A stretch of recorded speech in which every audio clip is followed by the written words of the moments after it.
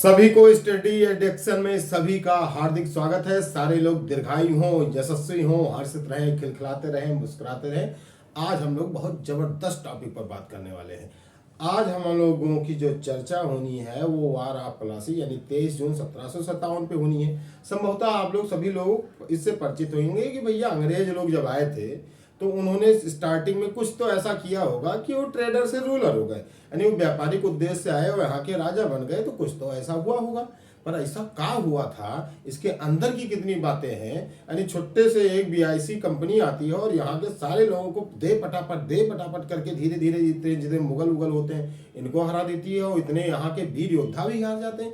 तो क्या था कहानी, इस सारी कहानी को हम लोग थोड़ी देर में समझने वाले हैं। हाँ, मैं आपको आश्वस्त कराता हूँ कि आपके पेपर के पॉइंट ऑफ व्यू से भी सारी बातें कवर होने वाली हैं और बहुत ही इंटरेस्टिंग वे में हम आपको सारी बातें क्लियर करने वाले हैं। तो चलो आओ शुरुआत करते हैं। भैया अगर हम लोग बात करें किसके, प्लासी के युद्ध का, प्लासी का युद्ध, तो प्लासी का युद्ध पहली बात कब हुआ था, 23 जून 1757। पर इसकी कहानी बहुत पहले लिखी जा चुकी थी। कहानी पहले लिखी जा चुकी थी यानी कि नियत में कुछ और ही मंजूर था। देखो कहानी यह है कि मुगल्स जितने थे तो ये लोग बहुत हरामी, और इन लोगों की हरमपन ऐसी नहीं खत्म हुई। देखो मुगल्स यानी कि अगर हम बात करें 1526 से लेकर जब वो आए पानीपत के युद्ध में, जब बाबर ने डिफीट किया यहाँ के इब्राहिम लोदी को, वहां अपनी सत्ता बनाई, तब से लेकर इनके पावरफुल जो सक्सीजर रहे वो चलते रहे। अंत में आपने देखा कि 1707 में औरंगजेब ने अति ही कर दी और जैसे ये मरा तैसे इसकी पूरी की पूरी जितनी भी सत्ता थी रह के सारी टूट गई। उसी सत्ता में एक कौन है तुम्हारा, बंगाल। कौन है, बंगाल। और बंगाल का जो उस समय सूबेदार है उसका नाम है मुर्शिद कुली खां। मुर्शिद कुली खां जो है उस समय बंगाल का वो क्या है, तुम्हारा सूबेदार है। अच्छा, जब औरंगजेब निपटा तो उसके बाद कहानी क्या हुई कि औरंगजेब के बहुत सारे लड़के थे, लड़के अनगिनत थे, पर वैलिड कहा जाए जिसको स्वीकृति हो तो मोहम्मद मुअज्जम, मोहम्मद आजम, मोहम्मद कामबख्श, मोहम्मद अकबर। लेकिन मोहम्मद जो मुअज्जम था वो धीरे धीरे करके सबको डिफीट किया, सबको हरा दिया, गद्दी बैठ गया। अब इधर सल्तनत में जो है, मुगल सल्तनत में बैठे हैं वो है मोहम्मद मुअज्जम। मुर्शिद कुली खां जो है वो बंगाल का क्या है, मौके पे तुम्हारा मैंने कहा इस सूबे का वो सूबेदार है।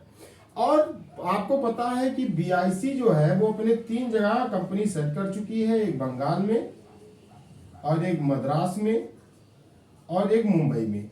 ये 3 जगह मामला सेट है। थोड़ा सा मामला जब समझ जाओगे गहराई तो सारा मामला तुम्हें समझ में आ जाएगा।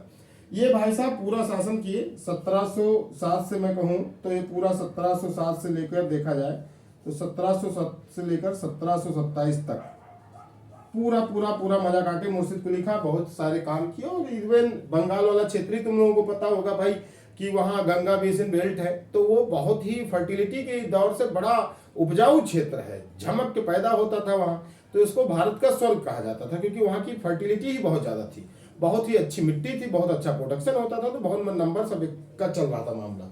जब ये खर्च हो गए मुर्शिद कुली खां, इसके बाद 1727 से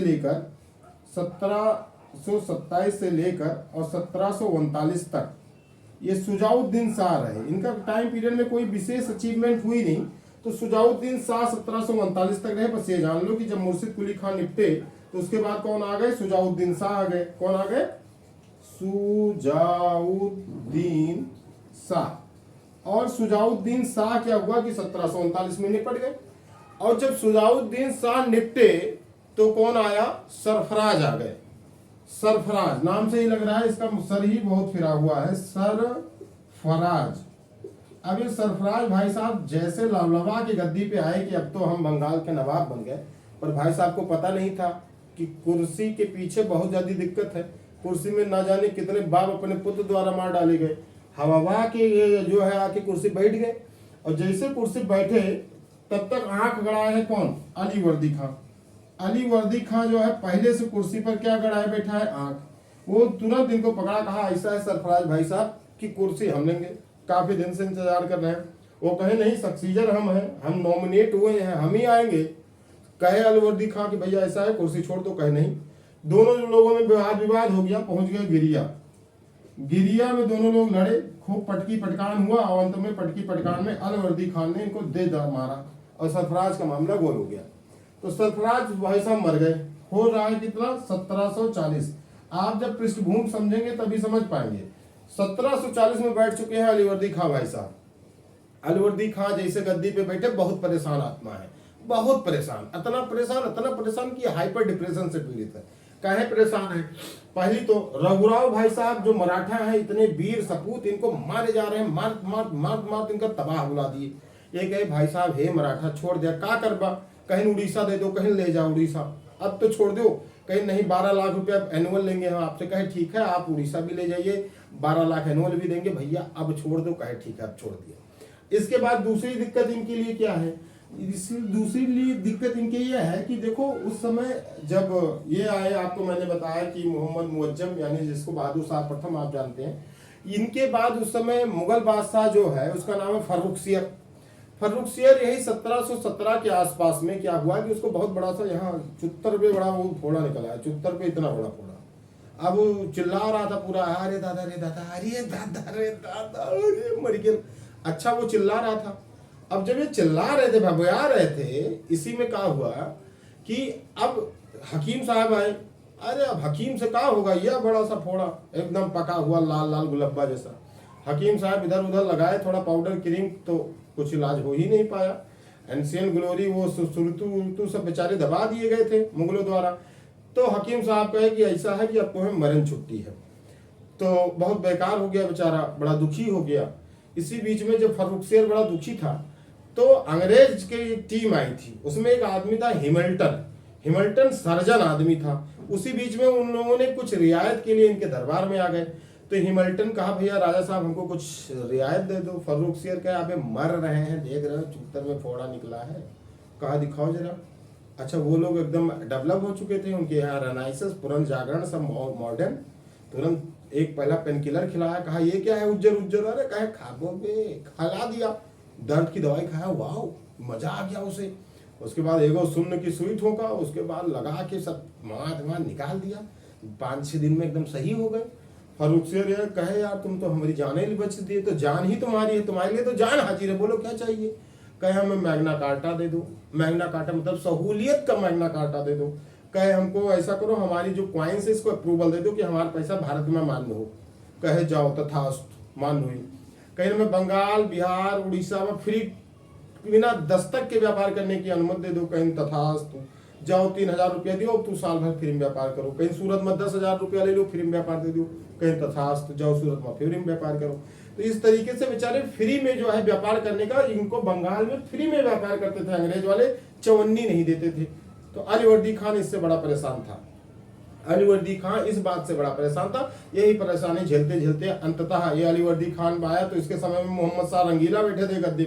मोहम्मद शाह रंगीला इतने ज्यादा रंगीला थे कि मतलब वो कहीं भी सुंदर कन्या देख ले तो एकदम सब, चाहे दुनिया भाड़ में जाए, सुंदर कन्या देख गई वहीं रुक जाता था बंदा। कभी नंगे घूमे, कभी जो है कहे सारे सिपाहियों से कि जितने भी कैदी हैं इनको सिपाही बनाओ, सिपाहियों को कैद में डाल दो। रंगीला मतलब बहुत नंबर 1 का अय्याश था। अय्यासों में नंबर 1, उतना बड़ा अय्याश तो तुम देख ही नहीं सकते। मतलब उसकी जो है अगर उंगली का बूंद से एक बूंद छिटक जाए तो ना जाने करोड़ों इमरान हाशमी बन जाए, इतना नंबर 1 का अय्याश। अच्छा ये बेचारा 1 करोड़ रुपया उसको भी भेजा मोहम्मद शाह रंगीला का कि पकड़ो।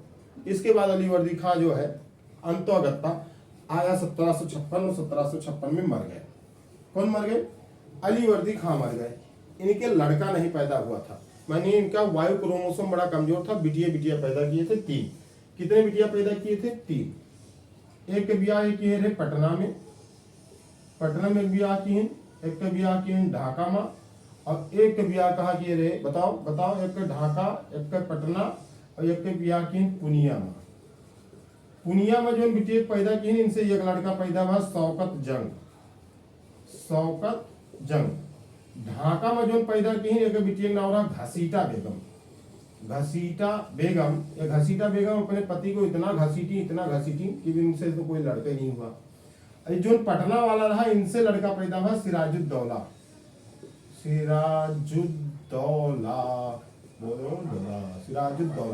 तो सिराजुद्दौला, अब भैया दो ही नाती हैं इनके, एक शौकत जंग है और नवाब सिराजुद्दौला। अब जब वो निपट गए तो नवाब सिराजुद्दौला जो है वो अपने इस वाली नाती को बहुत मुहाता था, पटना वाली। तो इनसे कहा कि ऐसा है कि तुम हमारे सक्सीजन हो गए। तो ये शौकत जंग को बुरा लगे यार कि हम भी नाती वो भी नाती, ऐसा क्या बात है कि मतलब वो एकदम नरम और हम भी को एकदम नरम, दोनों का खून गरम, दोनों गुस्सा आ गए, कहे और लड़ लो, कहे और लड़ लो। इन दोनों के बीच में एक युद्ध हुआ जिसको बोलते हैं मनिहारी का युद्ध। मनिहारी का युद्ध, इस मनिहारी के युद्ध में क्या हुआ कि शौकत जंग को निपटा दिया किसने? नवाब सिराजुद्दौला ने। सिराजुद्दौला के हाथ में गद्दी आ गई। इसी बीच में मामला गद्दी का आ गई, इनके ऊपर टेंशन अलग से फाट पड़ा। क्या टेंशन फाट पड़ा वो हम तुम्हें बताते हैं। देखो उस समय जो हमारे सप्तवर्षीय युद्ध का जो परिप्रेक्ष्य है वो यहाँ आ रहा है, यानी तुम्हारे कुल मिला के वांडीवास युद्ध जो हुआ था अंग्रेज के और फ्रेंच के बीच में, उसका मामला गहरा रहा है। तो अंग्रेज लोग कोठी बना रहे हैं, फ्रेंच लोग कोठी बना रहे हैं, युद्ध का माहौल बन रहा है कहाँ? बंगाल में। नवाब सिराजुद्दौला कहा देखो हम बंगाल के राजा, तुम लोग यहाँ के भिखारी व्यापारी, तुम लोग क्यों कोठी वोठी बना रहे हो, बंद कर कोठी सोठी। तो मान गए फ्रेंच, कहे ठीक साहब ना बनाएंगे। अंग्रेजों ने नहीं माने, अभी टाइट थे अंदर से, जानते हो ब्रिटेन वाले थे, थोड़ा स्मार्ट हुए थे, तो कहे नहीं माने। और उसके बाद पहुंचा नवाब सिराजुद्दौला 30,000 की सेना लेकर, पूरा हरा वरा के मार मूर के गिरा दिया। और जब मारा वारा तो एक काम किया, सबको मार वार के माणिक चंद को कहा तुम संभालो।